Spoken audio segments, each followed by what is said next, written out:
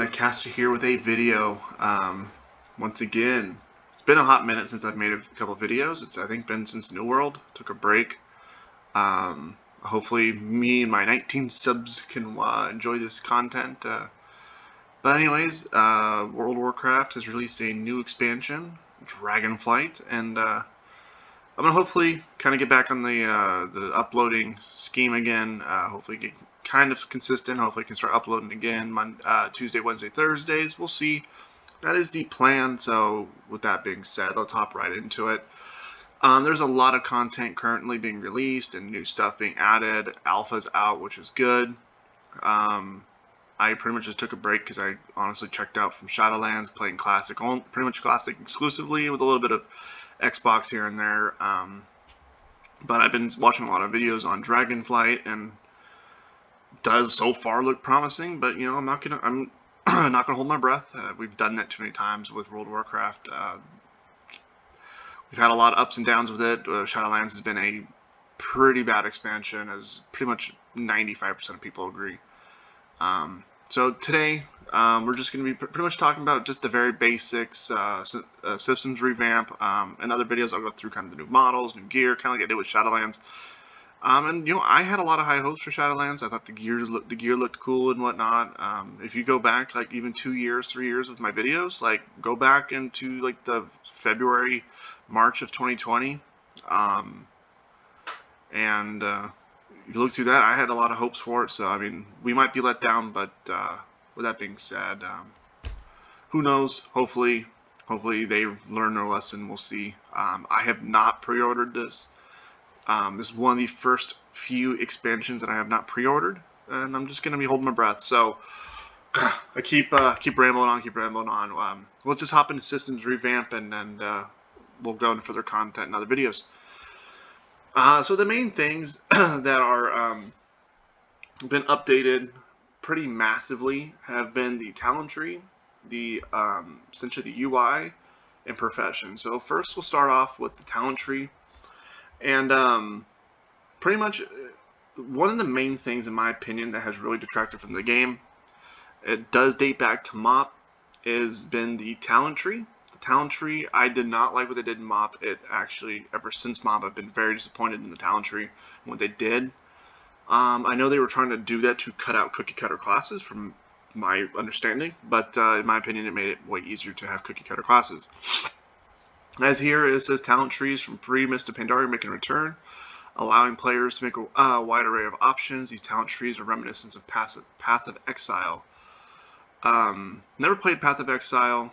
Based off the video, it does look a bit different than what we are used to in Classic, but it is probably more along the lines, because, like I said, never played Path of Exile. It's probably closer to that than it is Classic, but if you were to compare Classic to current retail, it's going to be closer to Classic than current retail. It does look, doesn't look like we're getting like 3 specs or 4 specs. I would be TBD. I need to do a little bit more research. Maybe Druids get 3. But right now it says 2 talent trees will be available. A class unity that spans all your specializations, and then the specializations talent tree. And this might be a little bit confusing for Druids, because you know they technically have 4 roles. They have range DPS, melee DPS, tank, and healer. But that's besides the point. It does state, you know, you get a few points that are pre-filled in your talent tree to kind of get you going, and then every time you level up, so you essentially get 70 talent points, and I'm guessing you get 1 in each talent tree, 1 in your spans, your utility, and 1 in your specialization. So I think you get 2, 1 point each, but we'll see. Like I said, I gotta do a little bit more research on this. A lot of this is somewhat new. I know this has been out for a while, but you know, a lot of information is coming in with the alpha, so it's kind of cool to see based off of the announcement and what's in alpha, and I'll provide updates as we keep going. And it's just, what I do like is it says the objective of this is to return the power to the players, allowing them to make more choices without being fully committed to a talent choice. And that really has been a problem dating back to MoP. Is it seems like there were more spec identity than therefore class identity, because you know, if you were a fire mage, you didn't have a single frost move, and that could be, you know, maybe it's an overstatement, but let's say you're a fire mage, you didn't have frostbolt, right? I don't even know if you had Frost Nova back in MoP. They did, the great pruning of, and I think that really damaged class identity and really focused on spec identity. And I think you're no longer just a mage, master of all spells. You're a fire mage, frost mage, or a arcane mage, or similar to a warlock or a priest, either a shadow priest or you're a holy priest or a disciplined priest. There's no in-betweens, no crossover, or very little crossover. But back, playing classic, I have a warlock that is an SL lock, Shadow, Soul Link, and Siphon Life. That ability, I mean, granted it is cookie cutter, but because that's a main spec to do in PvP. But the fact that I'm dabbling in 2 deep talent trees makes it a little bit different, and so I think that is cool to be able to return that back to the player. It's something that I think a lot of us have been looking forward to for a very long time, and I'm happy to see this. I'm excited to see how it gets developed and implemented, and I hope it doesn't become a complete disappointment, but we'll see. But this is one of the main systems that I'm actually very excited for, is the talent tree revamp. Going down to HUD revamp, it's pretty much trying to supplement some add-ons. Essentially, you're able to adjust your bars, but this one I'm going to be a little bit less excited for. It's something that needs to be done with WoW.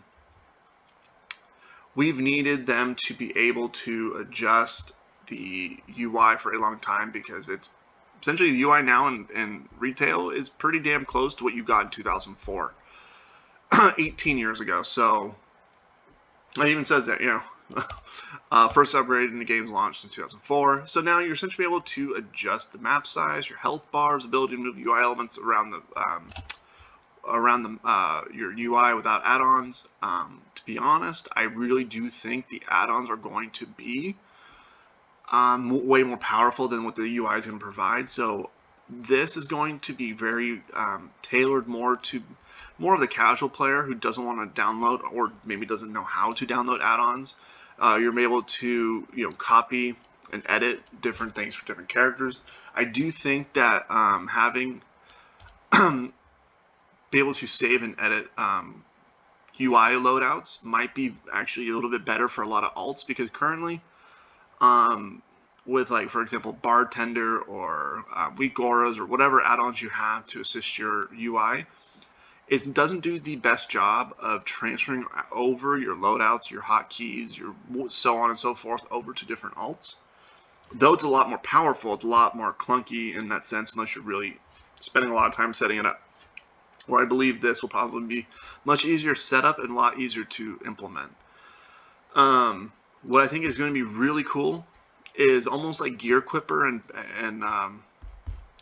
Classic, or the wardrobe tool in retail.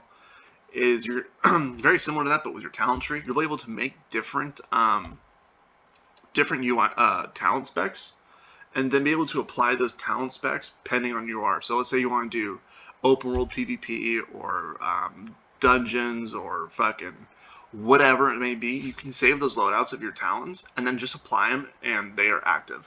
I think it's a useful tool, and that's coming a long way from introducing dual spec back in Wrath for 1,000 gold. Now we're able to get essentially presets of your talent trees, almost like a wardrobe add-on. I think it's going to be really cool. And then what's going to be cool is a little bit, some cosmetic elements would be upgraded. Like it says, like the Griffin and Wyvern adorn. The skill bars are new appearances. So the little things in the corner next to essentially your status bar of 1 through 12, and your lag and your options. Those little things at the bottom looks like they're getting updated, which is going to be, it's nice. Nothing going to be world breaking, but it's probably just a good kind of polishing they need to do to kind of bring WoW a bit into the modern gaming sphere without deleting what they've established and what players love in 2004, because the game, and on one hand, the game needs to return to its roots in 2004 with adopting modern gaming aspects that make the game better, because right now what they've done is adopt gaming aspects that make the game worse. So that can be a separate video for another time, but for all intents and purposes, that's where we're at. And then lastly, profession revamp. Pretty much, if you watch any of my New World videos, it's going to be New World. While I hope the leveling it up isn't as tedious and as broken as New World, at least New World at launch. But I do think New World was actually onto something. I thought New World had a very good system in the sense of being able to, hey, here you're making, let's say gloves. You're gonna make some gloves. You can apply different adders to potentially increase that gloves spec or whatever, or their attributes and whatnot. But outside of that, you can just apply the very basics and just level it up. I think it made it a lot more interesting and just a little bit more fun, because currently you just go to your trainer, you click learn, you get everything you need, you just click craft all or craft and stuff. So I think it'd be kind of cool to each gear, if implemented correctly, be kind of cool. There is gonna be some RNG in it. I do hope they really throttle that back, so you're not just making, let's say, 10,000 or 1,000 helmets to get the exact secondaries and primary stats or secondary stats, different level of item level. I think they need, I don't want to essentially be like Pokemon Go and then using the app to tell if your Groudon is good or not. I want to be able to, for the most part, choose what I get with a very little bit of adjustment, just for the sake of having an engaging system, but not overly RNG where it disincentivizes you to continue on just wasting your time. I think crafting orders is a very cool thing. It's kind of, I think it's very similar to even just the auction house aspect of New World, where instead of, you're not a crafter, but let's say, hey, I need some potions.